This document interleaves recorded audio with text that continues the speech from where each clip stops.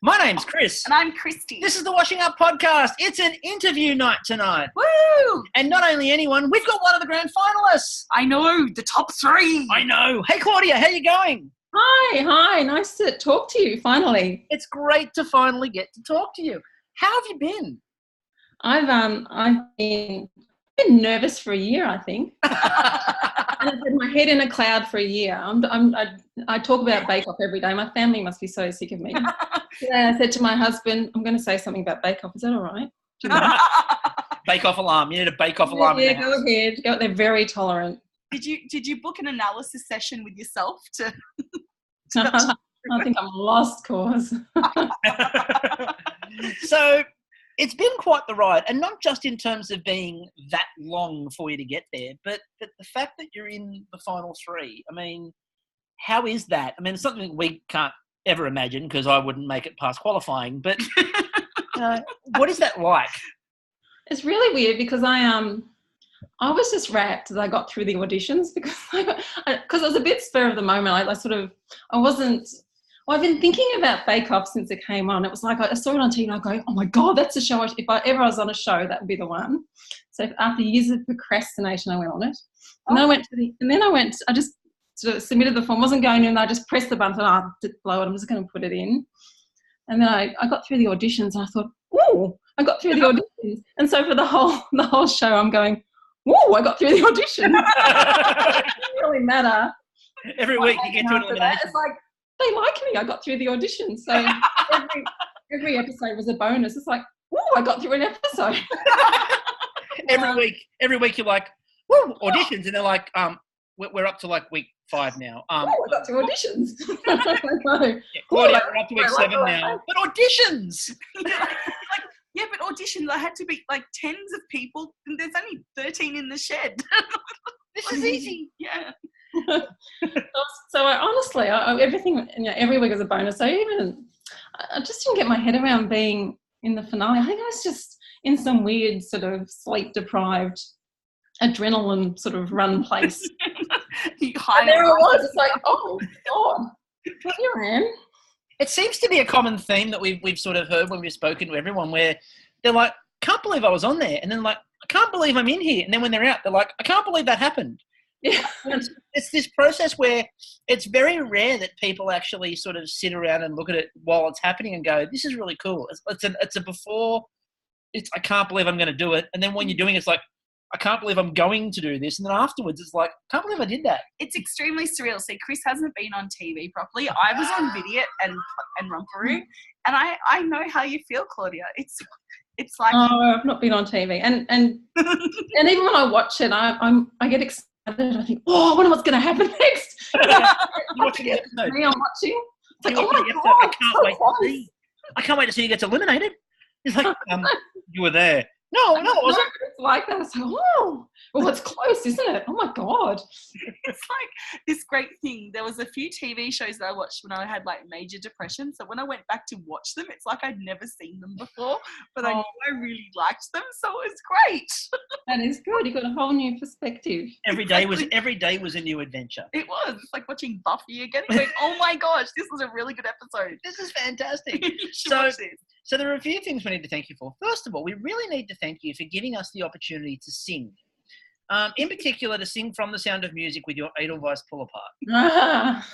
Because that just gave us, many singing opportunities. And we're bandits for a good song. Have you been to Germany or back to Germany? I was born here, so I'm pretty. It's a bit of a plug, but I have been to Germany. First time I was 18, I went. Nice. 12, I thought, I should really go and explore my roots, and then in 2000, and that's it, twice. You're like, I might need this for Bakeoff. Through? But I'm not very German. I go there and I go, oh my God, I'm not like these people. I was thinking I'm a bit German. It's like, no, not God knows what I am, but I'm like some sort of weird in between mix. Yeah, but the baking is good. Baking is very good. And that's the thing. And I mean, look, if they'd gone with Dampfnudel, if they'd gone with that, then you could have, done it theoretically. Oh, I would have loved those. They're so yummy. And I don't think I've even made them, actually. I think, good chance to make them. And they've got custard, because custard is good with everything. Yes. Custard is a victory on everything. Because, I mean, when they did Dump Noodle, obviously, it's one of our favourite British Bake-Off bakes ever, because nobody had a clue. And they went, Dump Noodle, and everyone looked like, what the hell is that? And the only person that got it right was the person that didn't know how to make anything, which was Val, who kept on making mistakes. And somehow she perfected Dump Noodle. Yes. She didn't know how she'd done it. She was blessed by the Dump Noodle gods. The Dump Noodle gods came down. She might have walked through the Dump Noodle arch in the town that fed an army with Dump Noodle. But maybe that's how they were made in the first place. Maybe it was just all some big error, because it's a bit weird, isn't it? When you think about it, why would you cook bread that way? Yeah. It's like a bakery assistant went in one day and it's their first day and the baker's gone, now put the bread in the oven. And they couldn't work out which was the oven, so they just threw it in a pan with some water. Put the lid on, that'll do. That's baking, isn't it? No, not really. A little fire. I like that idea. That's a good idea. Yeah. Like when you auditioned, and you said that it was like the only show that you'd consider auditioning for. Why? What drew you to Bakeoff as opposed to, say, I don't know, Celebrity Survivor? Or well, I like the way you went with Celebrity Survivor to start with. Well, she could be free. I have thought it would be fun, but I thought, I don't know, they suffer too much. And it's so mean. I think it's because it's not mean, because Bakeoff isn't mean. It's just nice. There's a few British shows that I like that. They just portray people in such a beautiful way, and you just sort of like the characters, and it doesn't matter what they're like. You just I don't know. There's no nastiness. It's just not nasty. Well, that was like we mentioned to Chris the other day about the semi-final, and about where you and Chris ended up running over and helping Barb with her last bake in the semi-final, where, you know, as we said to Chris, that was you and Barb were sort of neck and neck to go home, and he went, yeah, but he goes, I wasn't going to go out like that. You know, I wanted everyone to put their best out. And you guys all did that. And I can't remember, I think it was Robert at one point where you said to him in one of the other episodes, yeah, no, someone else helped me. I'm helping you now because I've got time. It's that sort of show, and you don't see it. Yeah. No, it's because we just all want to do well, and we want everyone to do well. And so it's horrible to see anyone struggling or suffering. So you just want to help. It's the nice thing about it. So what was the thing that you did the best at? Like, out of all your bakes, what are you proud of? Oh. So hard. My God, to do all that stuff in that time was just crazy. I think my first the Edelweiss pull apart thing that I did. Yep. I was really happy with that because it was all my favourite German things. and I put all in one. Yeah, and it's something I really like eating, and it had custard too. Again, custard is was in there, and I don't know if it had any booze, because I'm thinking you're going to talk about that. Oh, that's coming. That's coming. That's coming in a minute, because, you know, we did need to discover who the booze hound was, and Eureka! We have you. Eureka! We have you. So have you got a sponsorship from Dan Murphy's yet? No, but they keep sending me emails, and I don't know why. They're like, thank you for helping. I don't want a special deal. No. We'll take it. We'll take it. So they got little tags on some of the booze, you know, as endorsed by Claudia from Great Australian Bakeoff. I think we all didn't mind a little, or most of us didn't mind a little nip. I think it's just because I called my hot cross buns boozy bunnies. Yeah, that was the thing. The second you called them boozy bunnies, you set yourself up. And I was talking, because I've been asking every week, as you sort of heard, we've been asking every week, so who's the booze hound? So who's the booze hound? And I got a very quick message the other day from Chris going, you might want to watch this episode quite clearly. We answer the question. And I'm like, oh, good. I can't wait for this. And congratulations. That's a proud title to have. You know, again, you've taken over from Monica, who openly admitted she was basically running a still under her bench. It was cold in the shed, you know. You got to use all your resources. Exactly. And again, if the patron saint of Bakeoff, Mary Berry, says to everyone, "Is there enough booze in this?" then I think got to go with it. Mm-hmm. Yeah, and there was always a chance for more. If I could have soaked my fruit overnight in something, that would have been even better. Yeah. Oh, once my mum started soaking her Christmas pudding fruit in October. Oh. That is lethal.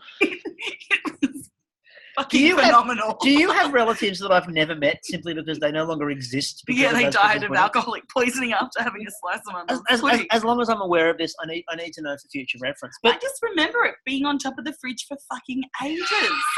And it wasn't even like the Christmas decorations hadn't even gone up in the shop yet. His mum boozed up a fruit. Wait, are you sure it was for the cake? Are you sure it just wasn't because she wanted to get the booze out?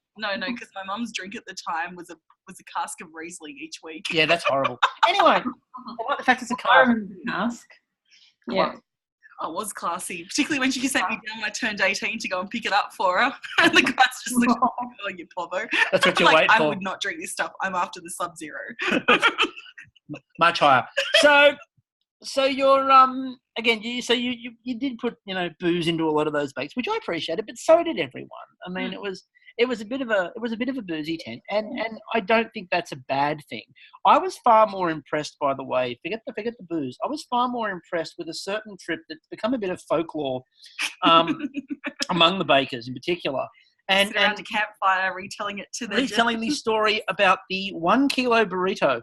So the trip for the 1 kilo burrito with luchador mask. I've never been more proud of a group of humans. So I didn't go the 1 kilo burrito. See, I went the smaller burrito, but I still got a mask. So How I think did you that's get the mask for not doing the kilo? I said, pretty please. Please have a mask for my son because he'd really, really like one. See, Chris is besmirching your reputation. He's enhancing it. He's telling everyone you did the kilo. It's what happens. No, I didn't do the kilo. You didn't do the kilo? I didn't do the kilo. That's what happens with legends. They get grander over time. Soon you'll have had to have tracked to Machu Picchu to have eaten the 1 kilo burrito handed down from the sun god of the Aztecs. Maybe his mind was clouded by all those carbs in his body, and and then the wrestling ways that I was there eating this kilo burrito. And then the wrestling maneuvers that he spent the rest of the night probably trying to do while full of a kilo burrito. Because if anyone's going to try wrestling moves after eating a kilo burrito, probably Chris. Did you then suggest an outing that was more your speed, or is that your speed? What's that? I was saying, did you then suggest an outing that's more your kind of speed, or was that your kind of, your jam? No, it was good. It was good. No, it was fun. I mean, I was there. I was there with the kilo burritos. You were witnessing firsthand the. I was living the moment. In my stomach. Nice. So mindfulness in a Mexican restaurant. So speaking of living the moments and bringing it back into the shed, the one of the ones that I really want to talk about is that Black Forest stack with the crepes. Now, I liked a couple of things about that with you. The first thing was the creative... Not the crepe cakes, because you just bitched about those with Chris. Yeah, I didn't like the crepe cakes. But we liked yours. We liked, yeah, again... He liked yours. I liked all of them. I didn't like the concept of crepe cakes. It wasn't that I didn't like the cakes. I didn't like the concept. All right. But what I did like was, first of all, I liked the fact that you came up with such a bold sort of idea for it. Secondly, I loved when you were talking beforehand and you were like, oh yeah, I'm going to do all this. And then I'm just going to temper some chocolate and make some treats. I don't know if you realised, but you were making a hell of a lot of crepes. There were a lot of crepes. What possessed you to suddenly go, oh yeah, and I'll temper some chocolate while I'm at it? Well, if I had the time, I had the technique though. I had the 2 pan. I had it all figured out. I had a series of racks to cool them, and then I had 2 pans. So I had an assembly line. Wow. She had the not Robert She had move. German efficiency going on. I did. I've learned well from my father. German efficiency, also known as the not Robert. The 1 pan man. The 1 pan man. I can't believe you'd attempt 1 pan. It's fantastic. So have you been doing chocolate sculpting for long? Or was that well, that was not chocolate. And it was really lumpy. I was just lucky it worked out. All right. I was piping and then there'd be this big lump of chocolate. They'd go like, oh, I'd push it out and go like, oh. And it got there. Yeah, it got there. And then when they got to judging, they went, oh, look, it's something that's not a crepe. you could have said, oh, it's a gnarly tree. I tried to make them look like they'd been old and in the forest for Vivid quite in the some time. Yeah. In the wood. These are German trees.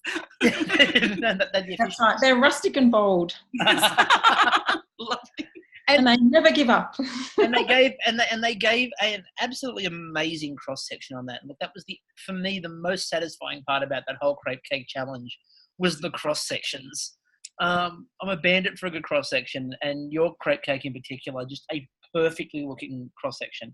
So, and it was a bake that you kind of needed. I mean, you sort of they sort of told you that you were under a bit of pressure that week. Yeah. I don't think I realised until I watched it. How much trouble I was in. I said that, I went, oh my God. You were still there going, I made it through auditions. I made it through auditions. I made it through auditions. I know.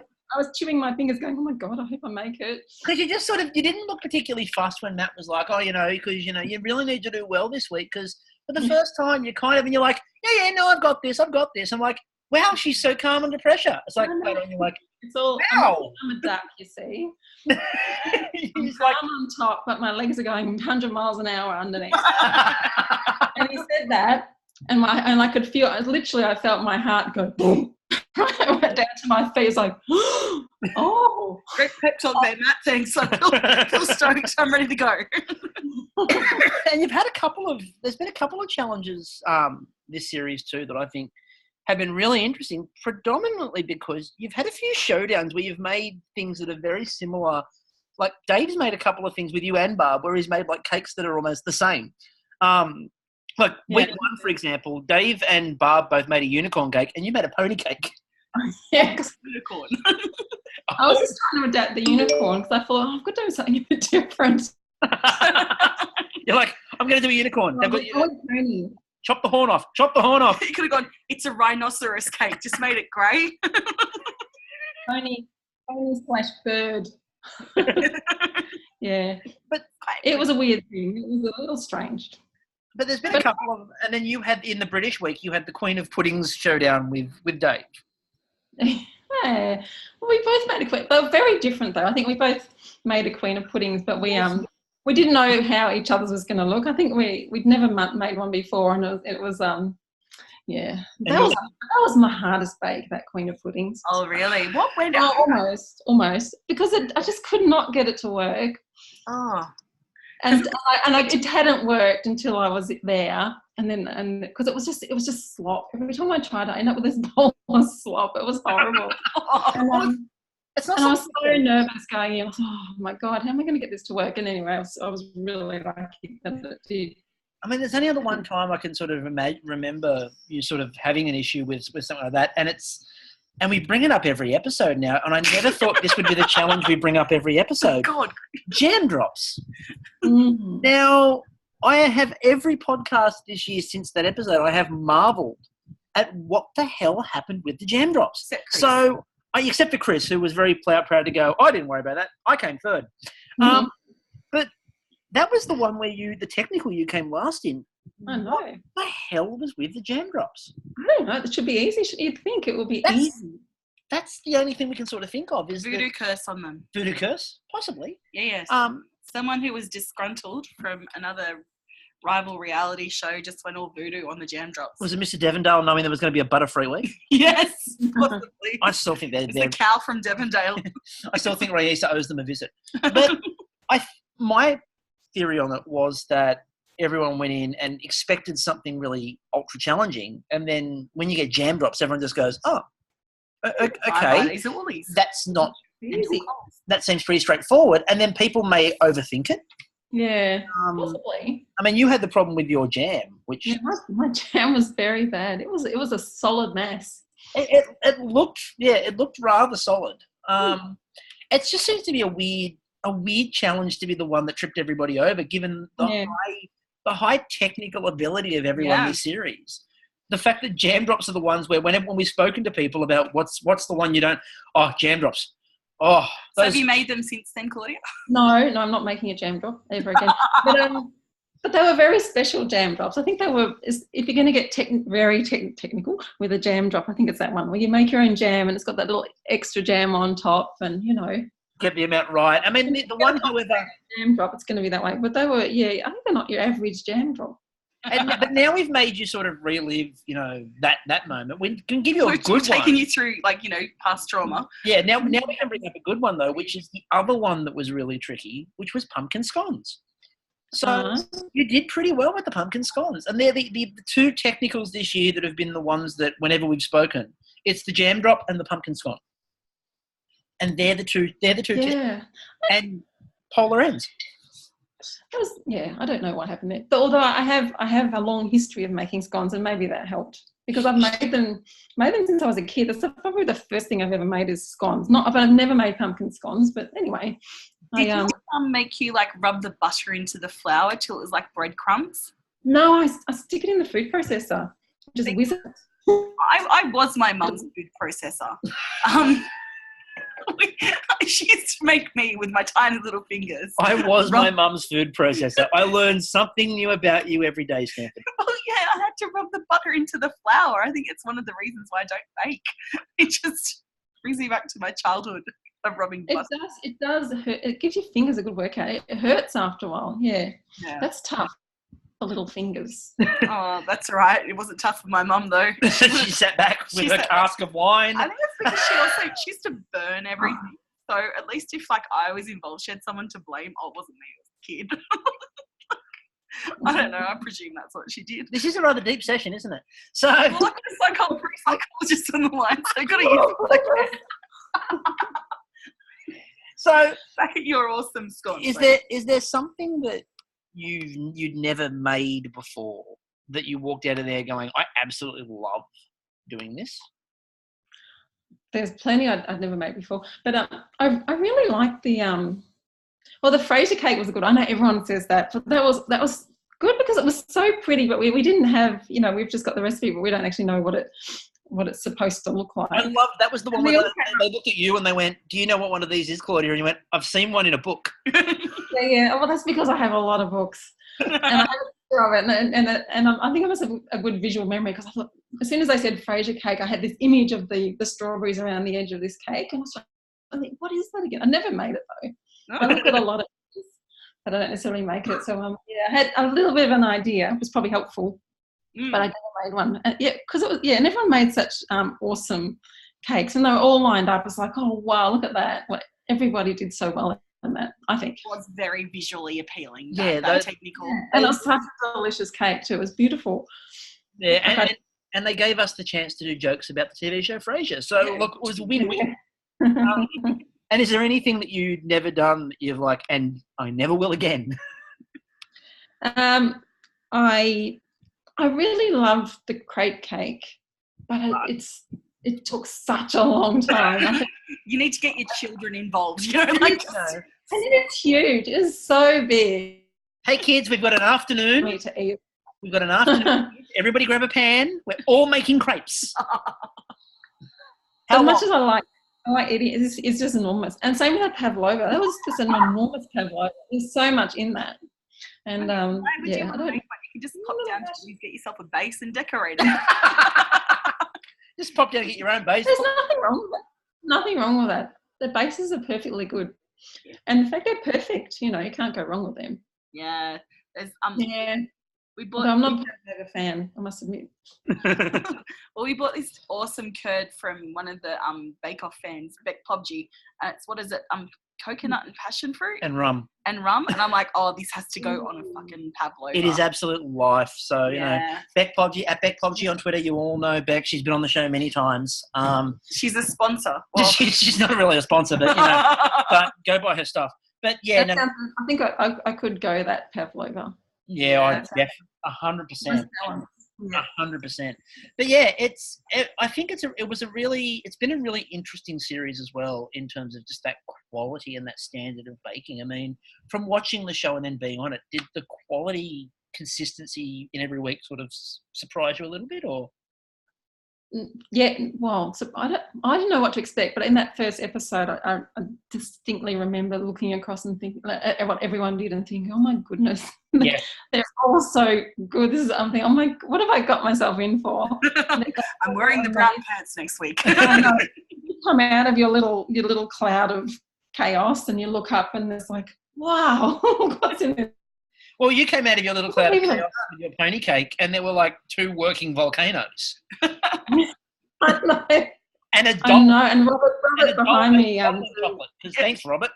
Doing the amazing, beautiful modelled woman. She was incredible. I mean, her face. Yeah. So, I mean, it was of the highest standards of first weeks, I think, for any British or Australian series we've ever seen. I think it was that highest standard. And it's been one of those ones, we've said it all the way along. No pressure, you contestants coming along. But we've said it all the way along, this series more than any of those series. People haven't gone home because they've stuffed up badly. It's just been someone's got to go home. Right? No, everyone's really good, and everyone's got their thing and their talent. And I think as a group, I think we're just an amazing, diverse group with, and we've learned so much from each other too. I've just learned so much from those bakers, from all those. Amazing. Yeah. What kind of tips and tricks did you pick up while you were there? Oh, and heaps. I mean, like Robert's full of advice. He's amazing. So he's modelling chocolate advice and just unsolicited. Does he just pop up at your bench and go, "Did you know?" Have you thought about making a person? He's always there to ask him. He's such a good. He's like a mentor. He's got this teaching vibe in him. He's just amazing. And he's really talented. So it's the headband. You're right. It's the teaching headband. Just everyone like Maurice's flavours and learning all her interesting combinations and flavours and colours and Barb's got this amazing ability to create stuff that just tastes amazing. It's just she's got this whole Mel and Claire's ability to find the dirtiness and everything. Yeah, Mel and Claire's ability to make you all laugh. They're so witty, and they just got better and better. They had just the funniest lines. Yeah, they've got, as I said, they've sort of been a really high standard this year along with everyone in there. And just the way that they've sort of manoeuvred through the personalities. And you can see they've picked really early on what everyone's personality type is, and they've sort of adjusted their humour to match. They're good at creeping up on me, I think. Oh. And I was always scared they were going to come around and think, oh my God, what have I done wrong? Because everyone's hovering at my bench. What's wrong? What's wrong? What's burning? Yeah. What did I forget? Where's my ingredients? Yeah. Where am I? Really necessarily the case, but no. Yeah, they were. It's nice to have them in the tent. It's always handy to have that sort of warm atmosphere and fun atmosphere in there. So you were pinching yourself about getting into it. What was it like when you were meeting Matt and Maggie and interacting with them, on a daily basis? I think it still hasn't sunk in. It's so strange because you wait for it to happen. You think, oh my God, I'm going to meet them. And then you meet them and it's like it's not really happening. When you're talking to them and they're like you're in some other realm. I'm talking to Matt and Maggie. They're absolutely amazing. Completely different people. Maggie? What was that? Curtsy. Did you curtsy like you would when meeting the Queen? Because I would. That was just when you get to Matt, curtsy, and Maggie, strong handshake. But what we find really interesting for us about this grand final going into it is that the three of you have sort of different strengths. All three of you have different strengths. And I mean, Dave's really good with his sort of artwork and the creativity, his just presentation. Barb goes to these way out there flavours, and you've just sort of had this really good knack of getting your flavour palette absolutely spot on.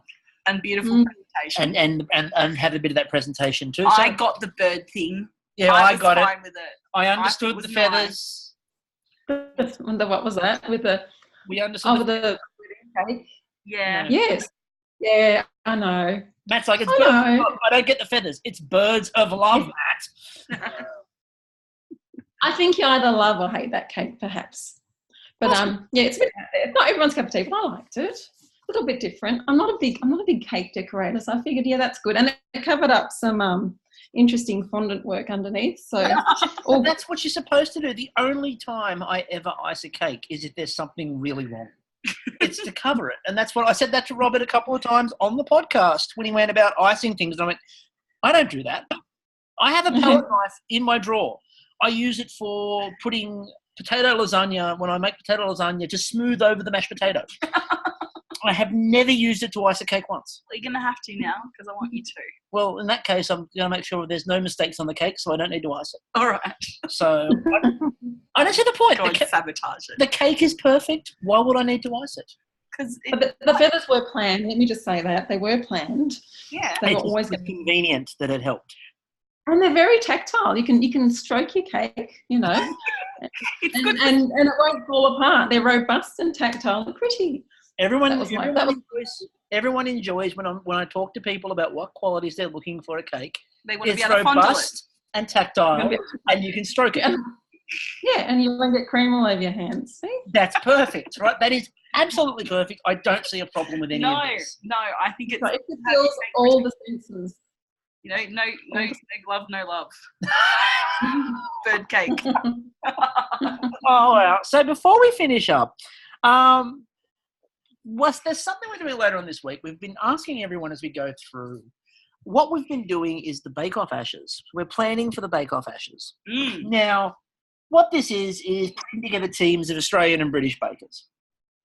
What I want to ask you is, out of the series, you can pick any of the three, because we don't count the first one from Channel 9. That didn't actually ever happen. You can pick any 5 bakers from the Great Australian Bake-Off in 3 seasons to put together a team to go against the British. Who do you pick? Nothing like pressure. Well, I have the beauty of having had a chance to think about this, and I can't do that to the 12. I can't break them up and pick. I love the way you're like, I've had a chance to think about this, and I'm not going to. I know, because I thought, maybe you can have like a team of little subgroups. That's what I was thinking. All right, each of them has different. All right, pick which team you'd start with. I'll say starters. Okay, I'll give you the challenge. There we go. The challenge is cakes. It's cake week. Cakes. Cake. 5. Okay. Well, Robert. Yep. He's excellent at modelling chocolate skills and flavours. Dave, definitely, because he's a cake decorating master and his precision. And the third, I think Chris, for size and proportion and flavour. He'll make a cake that's so big you can just use it as a weapon. It'll be big and beautiful and artistic. Can you imagine the cake? And then you'd need Robert and Dave to do all of the decorations, because one person won't get it done. Yeah, and you got true. There's 2 more for the team. 2 more for the team. And you're creating a team out of that. Oh, that's not fair. No, for the cake team. This is for you for the cake team. You got 2 more. Oh, it's just the cake. 2 more. We've done it our own for our special. So. This is so difficult. And so, Monica, this is other series as well, or are we just going around? Yeah, other series. Monica. Yep. And I'm going to run out of people. I like Monica and Antonio from the last series. I think they'd be. That's not a bad with team. cake. That's not a bad team for Cake Week. Yeah, Brits will be very talented. That's a really strong team for Cake Week. So, because what we're doing is that in an episode coming up, we're doing the Baking Ashes with Brandon Black from Twitter. Yeah. And we're putting together, we've got a few people who have actually put nominations in, including some British bakers from Great British Bakeoff, who have given us their teams. So we're going to put together British and Australian teams, and then I've got a format, and we're going to talk about the format. Yes. So we're actually going to set this up. So we'll put your team forward, because I think it's going to have Hypothetically. Oh, look, I have no power to actually make this happen. Yet. I will one day when I rule the world, but at this point, no, I don't. But no, I just think it's a fun. I can't do it. It's a fun little exercise. I know it's hard for you to pick because it really is, all your friends. But it's a fun little exercise if you start thinking strategically about if you were taking on a British team. It becomes a fun little exercise on people's strengths. Yeah. Because everyone, as you said, everybody has a strength. So you'd have to plan for what you think it's going to be. It's much harder than anyone thinks it is. So, and then you can rotate for the next, that'd be the first one, and the next one, you pick a different team. And that's a good idea. So there's ideas all over the place about That's not your idea that I just had. Sorry. I've got to trademark it quickly. I've got to trademark it. I own it and all its subsidiary rights. But, no. get the the red nose day in Britain to set it up, because they do all those sorts. They all do all these kind of wacky That might be an idea. My people will call for their charity. people. My people will call their people. I don't have people, but I'll get some people, and then they can ring some them. cats. They'll do it for you. The cats will ring for me. So Omni? no, she's not doing that. The cat's sitting over there and looking at us. So this has been really fun, Claudia. It's been absolutely brilliant to have a chat with you. Hopefully you get to sit down with family and friends and enjoy whatever happens on grand final night. I mean, you get to find out what happens. What happens? I'll be really nervous. I'm probably going to be there going, oh my goodness, what's going to happen? I don't know what happens. Quickly, somebody tell me. No. So, thanks, Claudia. It's been absolutely wonderful to talk to you. I'll be biting my nails. Are you still there? Yeah, we're still here. Yeah, we're still here. So, thank you for doing a great job supporting Bakeoff, everyone. Oh, no problems. It's a group that's really easy to support. So. Yeah, and it's really our pleasure. Like this podcast, we did it just as a bit of fun, something for us to do together as a couple, and it's good that people have joined us in our little bit of madness. The Bakeoff community is really strong online, and it's the one thing we found in doing this podcast is just how strong and supportive they can be. Yeah, I think it's really lovely. Thank you. Wonderful. So thank you for joining us up until tomorrow night when we do our next one. I'm still Chris, and I'm still Kristie. We will catch you all later. Ciao.